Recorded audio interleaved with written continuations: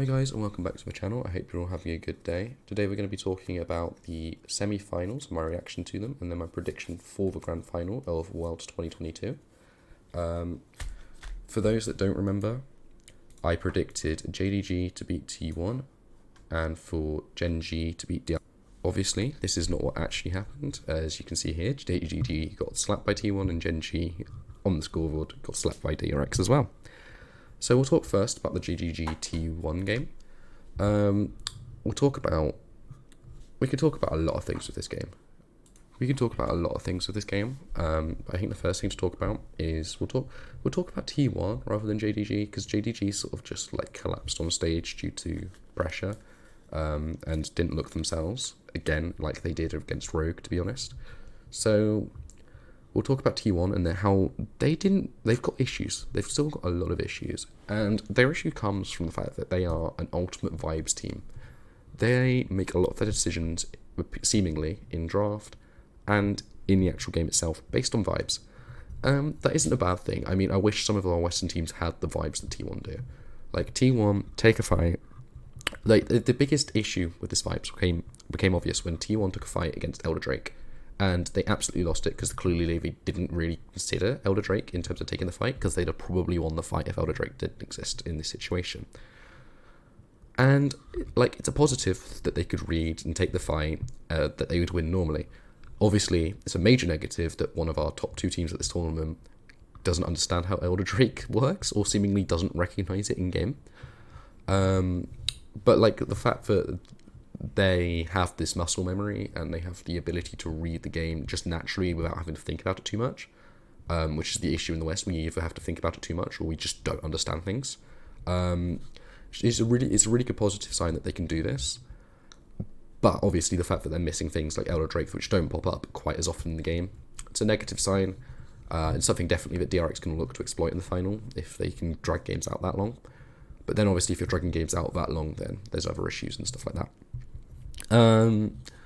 But T1, yeah, they had the vibes. They were definitely looking much more fluid and much more fluent in their gameplay. I would say that I still think predicting LPL in the way I have previously, and just despite being wrong pretty much consistently through this tournament, was the right thing, and I'll talk about that at the end. But then we'll go on to the Gen G DRX game, and I think the most important thing to talk about in this game is DRX are the only team that look like they've evolved their drafts fully coming through this tournament. A lot of teams have dropped the Maokai, fine. That's an evolution. But look at these drafts, man. Look at these drafts. DRX pick up the Kindred. Only team in playoffs to have picked up Kindred, despite her being bloody broken right now. They're playing her well. Everyone else is playing your old standard junglers, like the junglers that have been around for the whole year. Like, you're not telling me Viego, Graves, or Trundle are new. You're not telling me, like, tell me one character in that Gen G side that is just not been, like, relevant at some point for, like, has not been really prevalent for, like, the last few years because LCK can't adapt. Like, of course you can say the same thing about DRX, but, like, Gen G's team is not full of the best things right now. DRX, at least they've picked up the Kindred, and their drafts looked far more solid than Gen G. Gen G, their drafts were horrible. But I have to say one thing about Gen G, and it's really, really sad to say this, is that my favourite support, Lehens, my idol, absolutely entered in this series. It has not looked good in playoffs at all. Hasn't looked his best at Worlds in general, and has got a lot of people saying he should just go back to Yuumi. I agree, he's an insane Yuumi, but fuck you. If that's your opinion, if that's your take, you have not watched Lehens in LCK or in previous years, because that's just such a shit take. Also, DRX had a better read on the support meta. They had a better read on the meta as a whole, and Deft and Zeka look insanely good. I think it's going to be really sad if they do lose to T1. I think they will, but it would be really sad because they have been playing out of their minds at this tournament. There's one other thing to say, which is that DRX still look a little bit sloppy as a whole. Their micro decisions are not optimal, but they did really well at picking up on Gen G overextending or leaving themselves overly isolated in a way that means that DRX can kill them before any support can come to a player. Fortunately for Gen G, one positive sign coming into the offseason is that they didn't do what North America does a lot, where when a player gets picked and because they're isolated or they've overextended, they didn't then commit loads of resources to trying to protect them because they can get there before they die, barely, and then just lose a major fight because it's basically a 5v4 or a 5v3 or whatever, which is something that I really hate, but it was good to see Gen G not do that.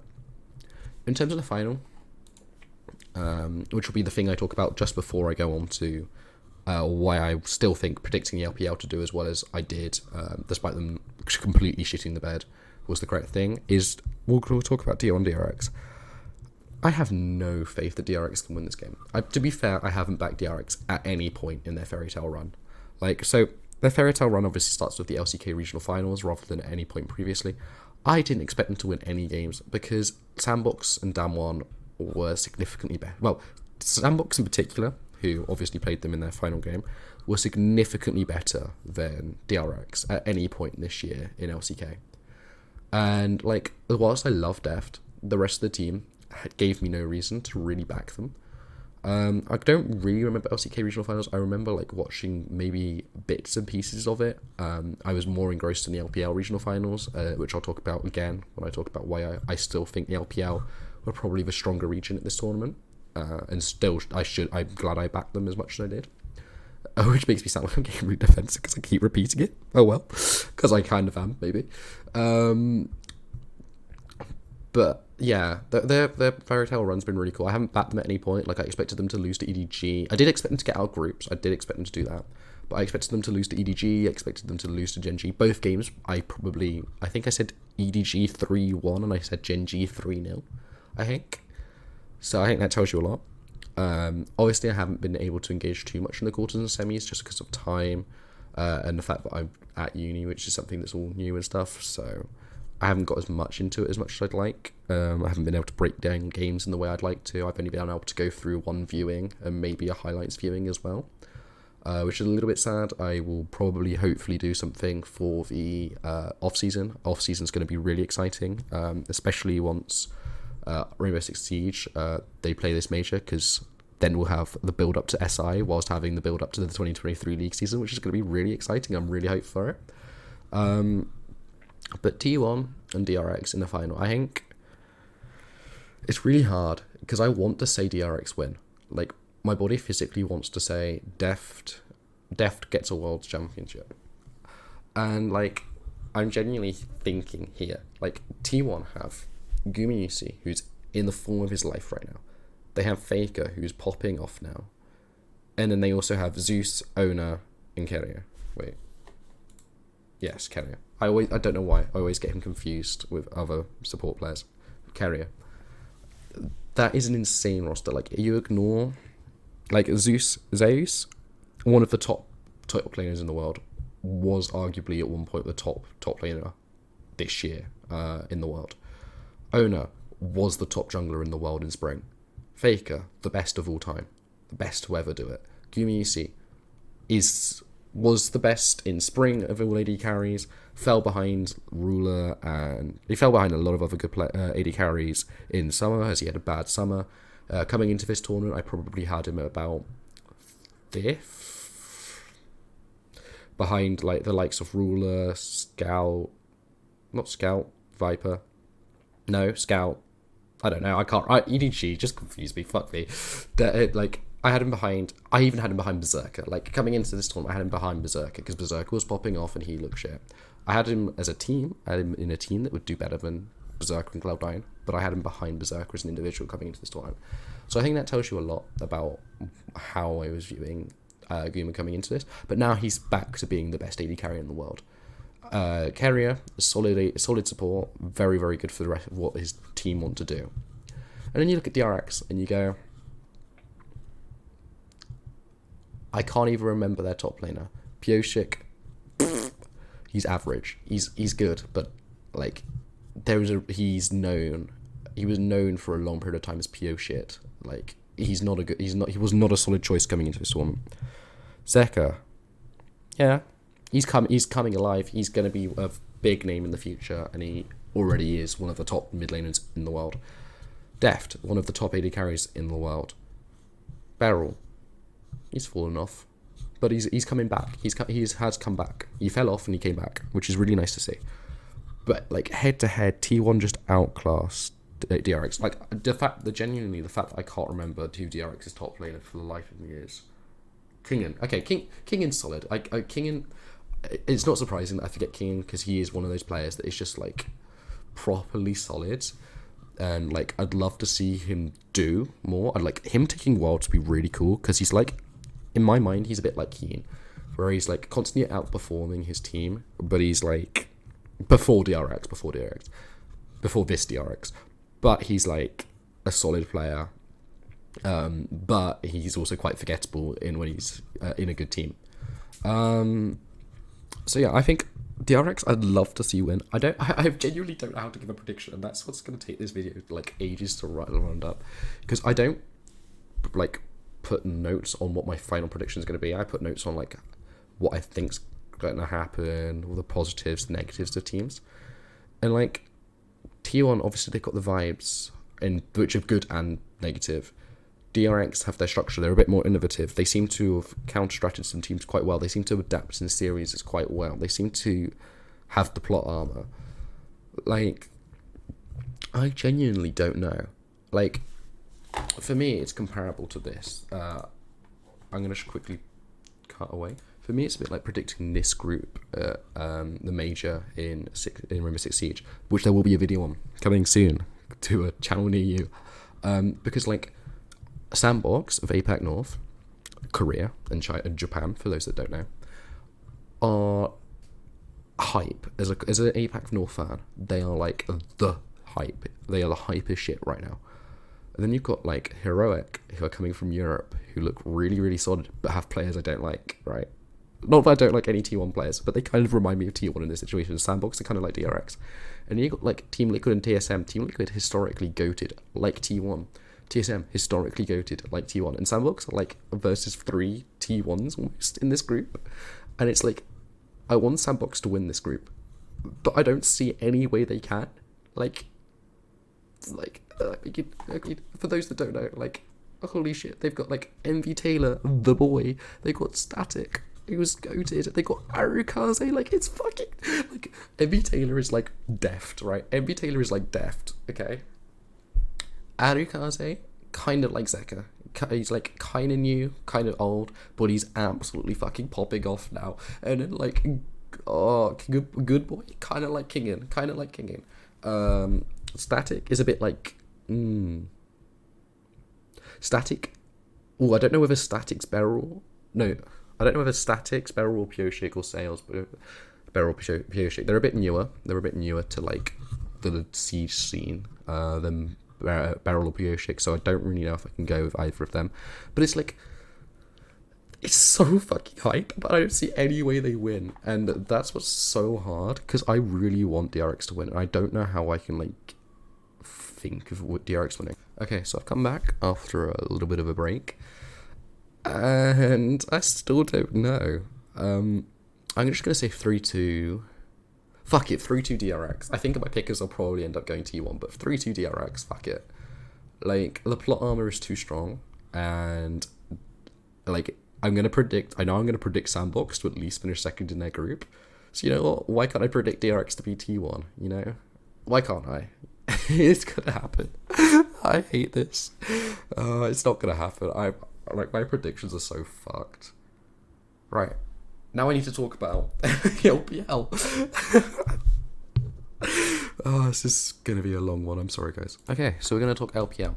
And one of the first things that is worth talking when you talk LPL is the competitive nature of the region as a whole. Like, let's bring up...